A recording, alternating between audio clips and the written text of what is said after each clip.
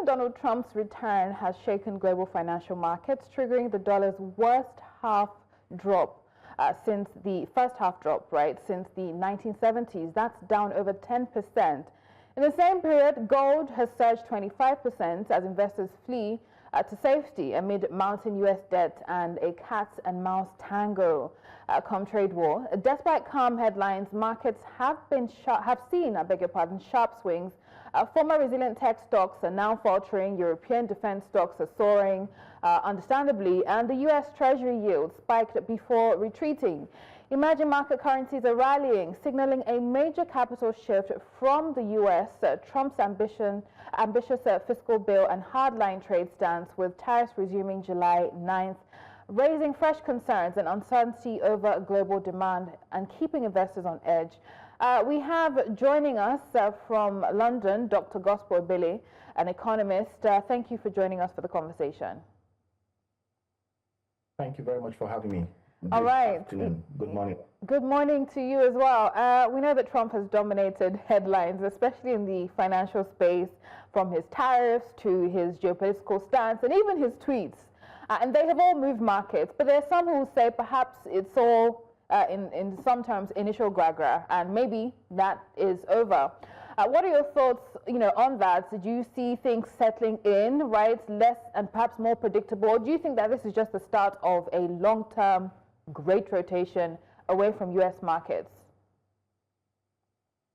Well, first and foremost, we can't take out the role and place of the U.S. market in the global economy. It's a major factor and space that they sort of take on. However, the dynamics around how that market plays out, how we interact with other stakeholders, collaborate, and its role in the global economy, could change over a period of time, by virtue of whoever, leads that economy as a president. So what we've seen recently has been, Trump has sort of been a bit very, very consistent with his position to make America great again with his nationalist focused policies, so it definitely has a tendency to weaken the role of the U.S. market, but it doesn't replace the fact that they're a major stakeholder in the global economy. So what you find now is that the upside to it is that more economies are independently or thinking more collaboratively within the regions, within other market blocks like the EU and the likes, to sort of do more for themselves as a region and also play more effectively in the global economy as a region, with or without the United States. However, that is almost impossible again because of the role that the United States plays. So I think it's going to be lots of negotiations here and there, back and forth here and there, trying to find a middle ground that works for all, including the United States, vis-a-vis the role and expectation and position of President Donald Trump and all of that. So I see this continuing to a good point, and that's because it's sort of here to stay till his tenure is over, but the upsides to it, like I mentioned, is have a lot of regional blocks firming up on their role in the global economy. There's sort of redefinition of things, which is necessary and important to have in the global space that we live in today. So, yeah. Yeah, I mean, as you have pointed out, the U.S. is the dominant investment landscape. But it was interesting to hear you say that, yes, they're finding a way to move on without the U.S., but that's impossible. Why would you say, or why do you think that is, that it's impossible for other regions to move on? Are there no possible likely replacements to fill the void that U.S. with its isolationist policies is filling? Yeah, so there could be likely replacement. We can't definitely say that yet, quite frankly, because at the end of the day, so for instance, if you look at the contributions to the World Bank, to the IMF, to the WHO, and institutions like that, the U.S. is a major, significant sole contributor, emphasis on the word sole contributor. So again, many of the global agenda, global narratives, partnerships, and all that that's currently happening right now, at the end of the day, require huge resource and huge capital, to fuel the narrative, the agenda, or the expectations, or to set the tone of how the game will be played. So you can't necessarily or fully take the U.S. out of the equation, but you can weaken the role of the U.S. in the global space of things, which is what I see likely happening in the short term, but not fully confident so again, because you can't really tell with Donald Trump. It's always one major significant change or the other. For instance, nobody really saw, although we had a few insights around that, but nobody really saw the wave of the Trump tax tariffs, the trade tariffs going, and how it put a lot of nations, to at a position where they needed to go back and renegotiate terms and all of that. So outside that, you can also say that in terms of the overall global economy, there's a form of a coordinated advancement with or without the U.S. China is playing a major role. There is more alignment with Russia and other, nations of the world at the moment. So again, it's like I mentioned, it's a stifling geopolitically tense environment, and it's, in my own opinion, I think it's a developing story. And until we see how Trump evolves in his policy, now he could be a bit more relaxed, which would enable some more cohesion, into what the future could look like, or it could be much more brash, like the way he's done in the first couple of months in his office, which I believe if he takes that position, that might further weaken the role of the U.S. in global negotiations and all of that. I mean, Trump is really giving analysts quite a hard time, especially with long-term projections, because of how unpredictable he is.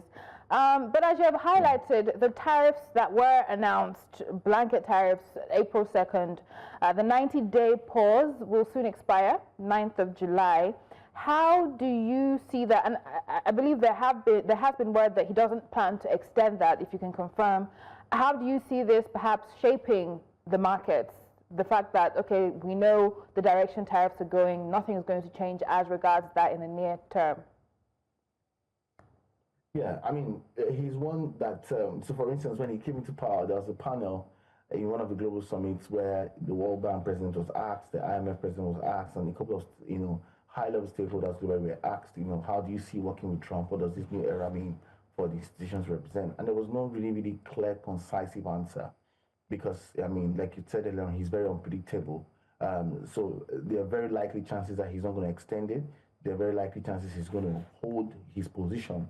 There are very likely chances that he can also introduce new caveats to how the future will play out, and that may or may not, improve the state of things. So there are lots of more variables. In fact, there are more variables to consider right now in decision making generally in the world we live in today, that's got nothing to do with, just one country, but it got everything to do with how this individual, thinks about policy and what he believes as an ideology. And again, to say that we're in the era of ideological economics, meaning that ideologies are now what is being used to run the world, rather than what could actually benefit the state of play for nations, for geoeconomics, for all of those interesting globalization conversations. So, and that's what we see a lot in. So I think the tariff thing has come to stay, because it's very hinged on his nationalist agenda for the United States of America, which can be tricky in terms of costs to global trade. It can be tricky in terms of investments globally, flow of investments and all that within and across regions. And it can also be very, very tricky when it comes to the U.S. position in negotiating global deals in the near future. So in a way, it's sort of a win-win for some, a win-lose for some. It depends on, again, where the receiving country is at across the global value chain when it comes to trade. So say, for instance, for Nigeria, where are we on the global value chain? How competitive are we as a nation? If Trump released another policy today again, what's the likelihood that that policy would, make or even break our position as a nation when it comes to global trade? So all of those dependencies, all of those factors are strongly dependent on where we are on the value chain to start with. Right. I mean, interesting thoughts there, especially with what is driving decision making for someone like Trump. It's more ideology than some would say common sense. But let's come to the impact on currencies, right? We've seen the dollar weaken. Apparently, it's the worst start to the year since 1973, and even then, it was because of de-dollarization of some sort. So, I mean, weaker dollar, is that something Trump is comfortable with? And what does this mean, more importantly, for the Naira? Well, weaker dollar is not something I believe Trump should be comfortable with, because it's a tricky play, particularly when you are a global power as an economy, when you are strategic to the global economy generally. in as much as you say weaker currencies make your exports cheaper, and all of that, it also has its, downside to things. It means that generally, when it comes to competitiveness of things, the American currency might not necessarily be very competitive, as much as it still ranks top 3 currencies in the world, give or take top 3 to top 5 currencies in the world. So I strongly think that somewhere within, again, the conventional ideological economics, Trump believes that once he gets his strong footing within his nationalist policy approach to, in quote unquote, make America great again, that might impact or show up or improve the value of the currency. But if you look at what that means for Nigeria, yeah, you might say a weaker dollar would mean a relatively better chance for the naira. But that is also that argument is not in itself sufficient, because the strength of the naira is not in any way hinged on the strength of the dollar to start with. The strength of the naira is always hinged on the productivity level of the Nigerian economy and how the Nigerian economy is positioned when it comes to global trade economics, negotiation economics, lobbying economics, and how we are competitive across the value chain where we are good at as a nation. So those are the metrics I would consider very strongly would impact on the naira. And do not forget again that even if the dollar is weakening, it doesn't necessarily mean that the naira is better or improving as against the pound. So it's baseline to say that whether dollar or pound or euro or whatever currency, Nigeria still has to do lots of its hard work to ensure that its currency, it improves. And I mean, interesting, you hear a lot of people talk about the fact that, oh, the naira has not stable and all that. But that stability is also an illusion in the context, because it also tells you that the economy is not stable. It also tells you that the productivity levels are really significantly low for the exchange. It also tells you that there's a lot more work that needs to be done. And in some sense of honesty, in my own opinion, I also think it doesn't truly reflect the true value of the Nigerian economy or the Nigerian currency in the context. Yeah. So for you, the naira is underperforming. Grossly underperforming. With the kind of potential, with the kind of economic opportunity, with the kind of leverage, low-hanging fruit right now. So, for instance, if you take this globally, the services sector has done pretty much really well than the goods sector when it comes to global trade, particularly the digital services sector. And when you look at that component, it holds about 53 to 58% of the Nigerian GDP composition. So, but at the moment, Nigeria does not have a clear, constructive, competitive path. Let me just use that word to say that this is how we want to be competitive globally when it comes to digital services. All right, and that's a low-hanging fruit, because I mean, an average individual could sit at their homes in the lorry, for instance, developing creative software solutions and all that for people abroad, and they're making a lot of money. But because you don't have a way to measure that, to pipeline that back into the mainstream of the economy and how it contributes back to GDP and improving or strengthening the Nigerian economy as a whole, then you lose that value in context to where you are as a position and in context to the benefits on the local currency. So, in my own opinion, the Nigerian the Nigerian currency is significantly, underperforming. Valued. And this in spite of all CBN's interventions in the market. Let's finally, as we tie things together, come to gold. We know that has been the safe haven asset, holds value in periods of turmoil. Central banks' gold reserves are approaching historic highs, but some are saying, and again, we have to factor in Trump's unpredictability, that perhaps the risks are not as high and the uncertainty are not as high as they once were. So what are your thoughts on the direction of gold that, is reaching new highs? Yeah, thank you very much. That's really a brilliant question, because when you think about the gold, it's got nothing to do with a particular currency, who you are as a nation, what your ideologies are, or what your economic beliefs are, whether you're far right or far wrong, as the case may be, far left. But the gold itself is an intangible, material that in itself holds a lot of value, by the time you translate that to any currency in the world. So you can peg it against any currency and you're very, very fine with that. So hence why its valuation and the traction around that particular commodity has been on the rise, because at the end of the day, when push comes to shove, individuals, institutions, banks, nations and all that would always want to hedge against what they term as the most appreciating asset.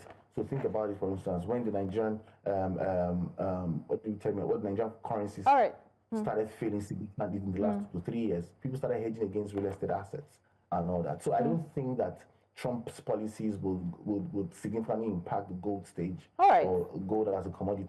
Yeah. I mean, we'll see about that. And again, like you said, whether he's far right or far wrong.